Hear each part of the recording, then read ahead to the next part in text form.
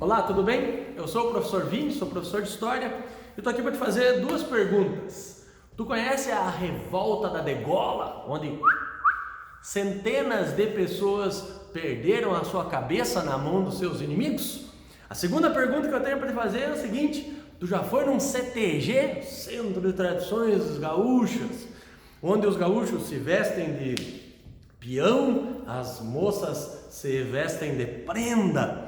Não sei se tu já foi no CTG, mas se tu vai a um CTG, observe uma coisa: alguns dos peões, os homens, estão usando um lenço vermelho, outros estão usando um lenço branco. Será que é só uma questão de gosto? Não! Já vou te dar um spoiler aqui, não é não.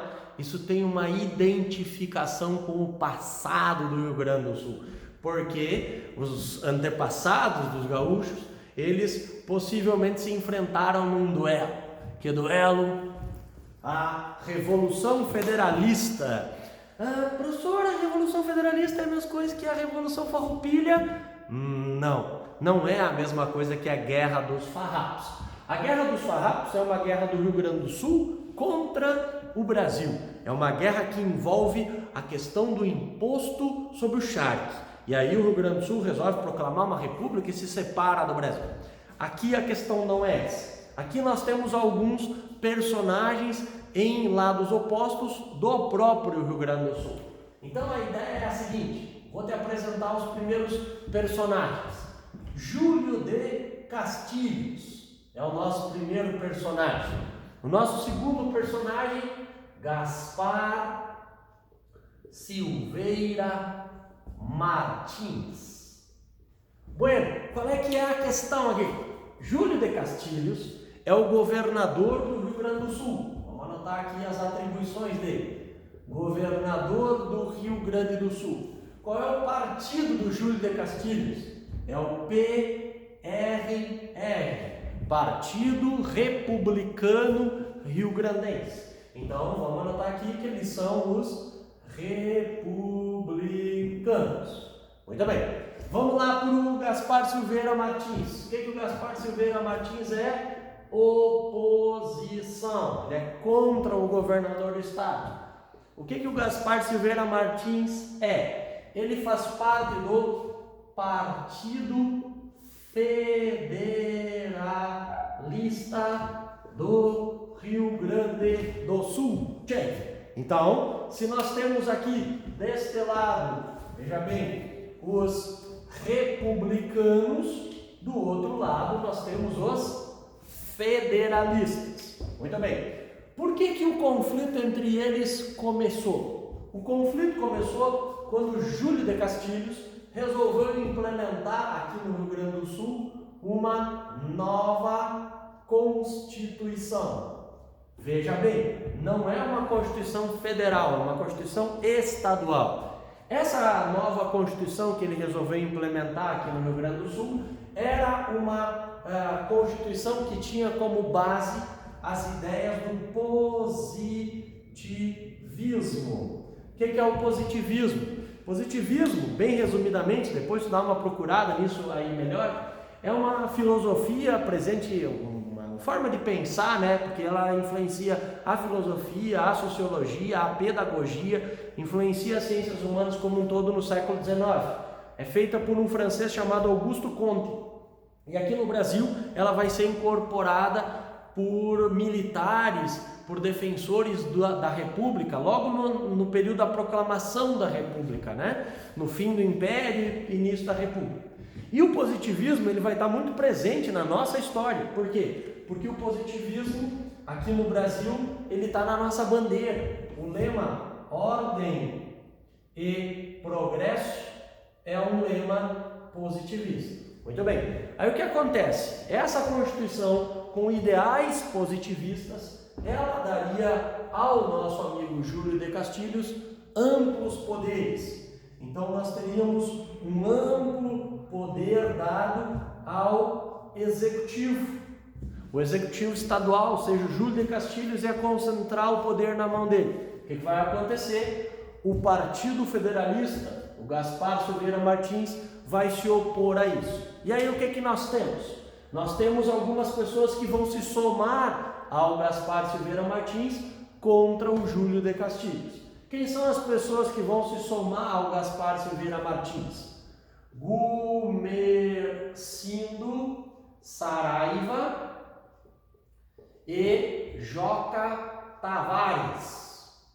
Qual é a diferença entre eles e o Gaspar Silveira Martins? Que o Gaspar Silveira Martins é um político e Gumercindo Saraiva e Joca Tavares são o quê? São militares.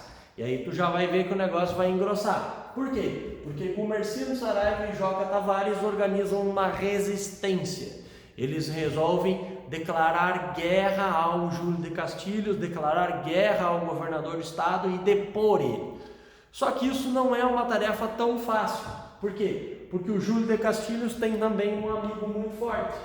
Quem é um amigo muito forte que dá apoio a ele, o apoio que ele recebe é o apoio de ninguém mais, ninguém menos que o presidente da República do Brasil. Na época, o Marechal Floriano Peixoto. Então, a guerra em si, ela começa onde? Vamos fazer um mapa aqui, tu vai ver que a minha habilidade para o mapa não é das melhores.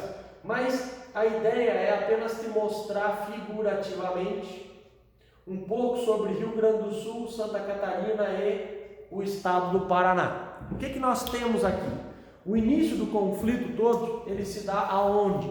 Ele se dá aqui na metade sul do Rio Grande do Sul. É nessa metade sul aqui que tu vai perceber, inclusive, a ideia dos lenços e das nomenclaturas. Veja bem, os federalistas, eles acabaram recebendo um apelido pejorativo que os republicanos deram a eles. Eles chamaram eles de maragatos.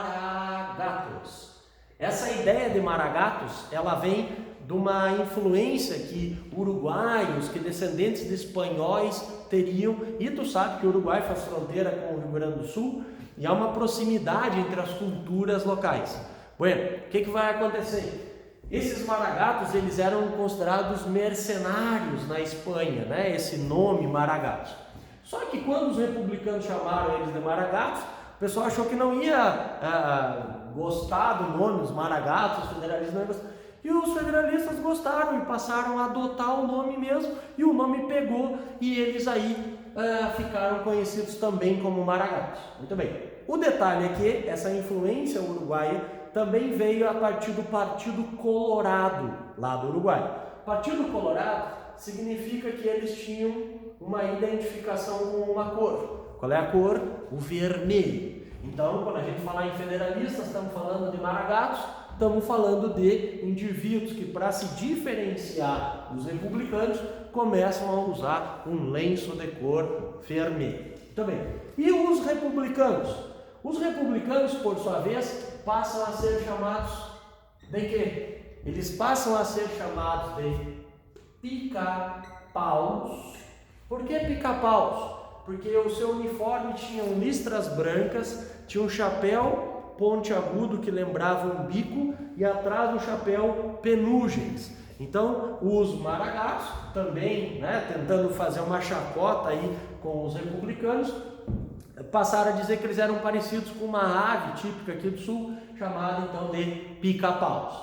E esses pica-paus receberam também um outro apelido, menos usado nesta Revolução Federalista e mais usado na segunda Revolução Federalista, lá 1923, com um outro personagem do PRR, que é o Borges de Medeiros. Então, esses pica-paus também podem ser chamados de chimangos. E aqui tanto faz para escrever com X ou com CH. Esses chimangos, diferente do que os maragatos então fizeram, ou para se diferenciar deles, que usavam lenço vermelho, começaram a usar um lenço de cor branca. Então, de um lado vão se identificar com branco, do outro lado vão se identificar com vermelho. Bueno, aí já vou te explicar uma outra história.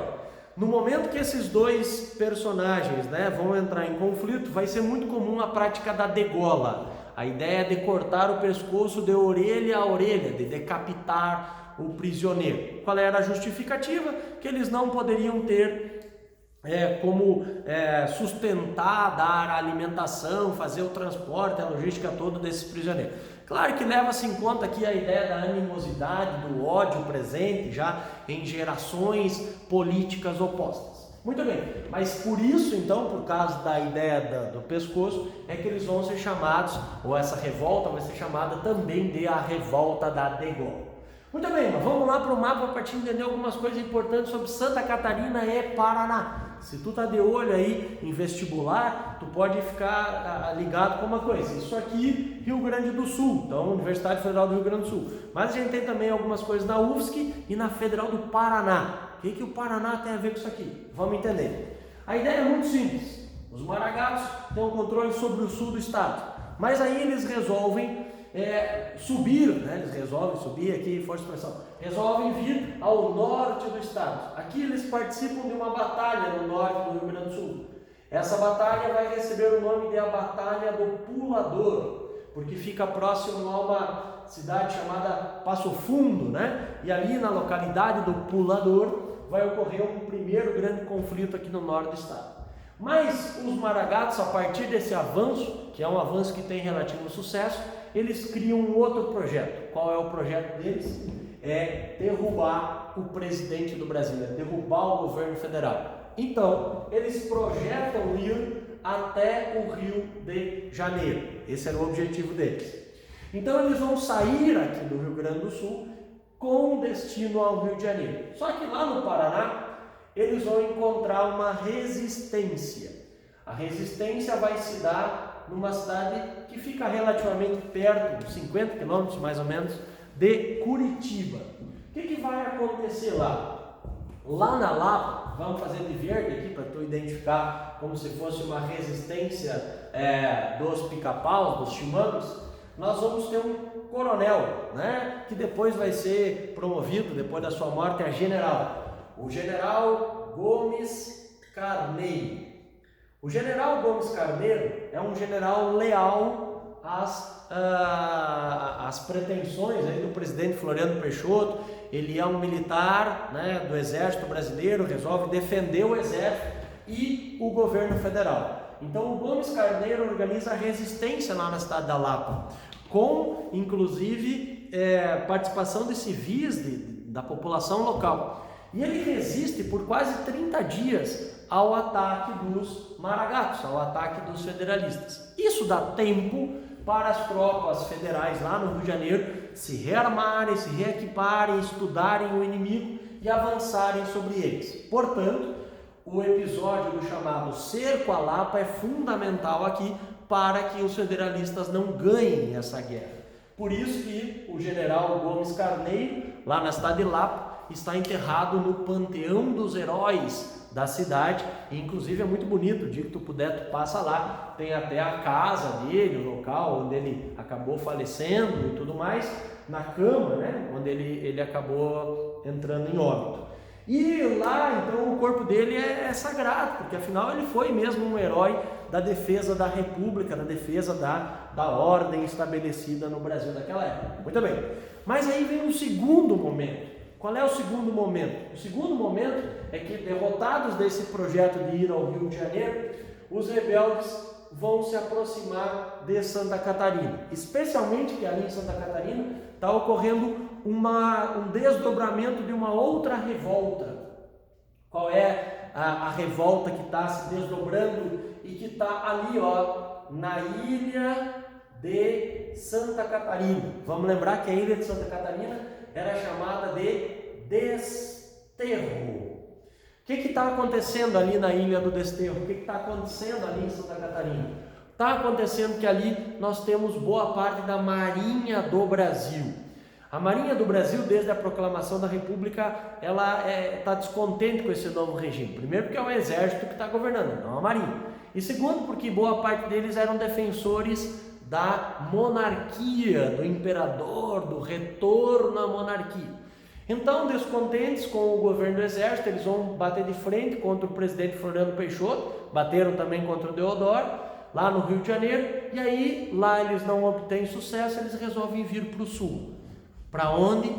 Para a ilha do Desterro, ou ilha de Santa Catarina. Ali eles permanecem, E aí o que tu vai fazer agora? Tu vai associar a ideia de que os federalistas vão se apoiar, vão propor um apoio com o pessoal da Armada, com a Marinha. Só que aí, mais uma vez, as tropas leais ao governo federal, os republicanos, vão derrotar os rebeldes aqui na Ilha do Desterro. E aí o que acontece? É feita uma homenagem ao presidente, que ficou conhecido depois como Marechal de Ferro, porque com mãos de ferro ele colocou fim nessas revoltas. Qual é a homenagem que você faz na Ilha do Desterro ao presidente do Brasil? Olha só, nome dele, Floriano Peixoto, certo? Então nós vamos pegar o Floriano mais polis, que significa, né, na Grécia Antiga, cidade-estado, e eles vão somar aqui e vão botar então Florianópolis. O que é Florianópolis? Florianópolis. O que é Florianópolis? A Ilha da Magia, né? A capital de Santa Catarina. Então, Florianópolis passa a receber esse nome por conta desse fim da revolta da Armada, que é feito pelas tropas leais ao presidente Floriano Peixoto. Muito bem, aí o que acontece? Os nossos amigos maragatos, nossos amigos federalistas, são derrotados no Paraná, não chega até o Rio de Janeiro, perde Santa Catarina, volta para o Rio Grande do Sul. E aí o que acontece? O seu principal líder militar, nesta época, Gumercindo Saraiva, é morto em uma tocaia. A partir da morte do Gumercindo Saraiva, as tropas federalistas, então, com sucessivas derrotas, resolvem assinar um tratado de paz que é feito na cidade de Pelotas em 1895. E aí termina a revolta federalista. Muito bem. Qual é o legado da revolta federalista? Primeira e talvez mais importante contribuição é que a partir dali consolida-se no poder do Rio Grande do Sul quem? Os republicanos, os correligionários do PRR, Partido Republicano Rio-Grandense. O Júlio de Castilhos não vai continuar governando por muito tempo, porque tinha um péssimo hábito, ele fumava muito e vai morrer de câncer aos 40 e poucos anos. Diz uma lenda que inclusive no hospital ele fumava antes de morrer, de tanto que ele gostava ou era viciado, enfim, no cigarro. E aí o Júlio de Castilhos então morre com 40 e poucos anos. É sucedido por quem? Borges de Medeiros, do mesmo partido. E depois Borges de Medeiros, que vai ter um longo mandato aí, que inclusive na sua quarta ou quinta reeleição vai dar origem à reeleição dele a uma nova revolução federalista, mas é papo outro vídeo. E ele vai ser sucedido depois por Getúlio Dornelles Vargas, o mais importante talvez político hoje de todos os tempos, porque afinal ele foi o presidente que mais tempo vai governar a República do Brasil até esse momento, certo? Então era isso. Se ficou com alguma dúvida, se por acaso que eu deixei alguma coisa que tu não entendeu, tu por favor manda aí nos comentários que eu te ajudo. Muito obrigado pela audiência, pelo carinho da audiência. Um grande abraço.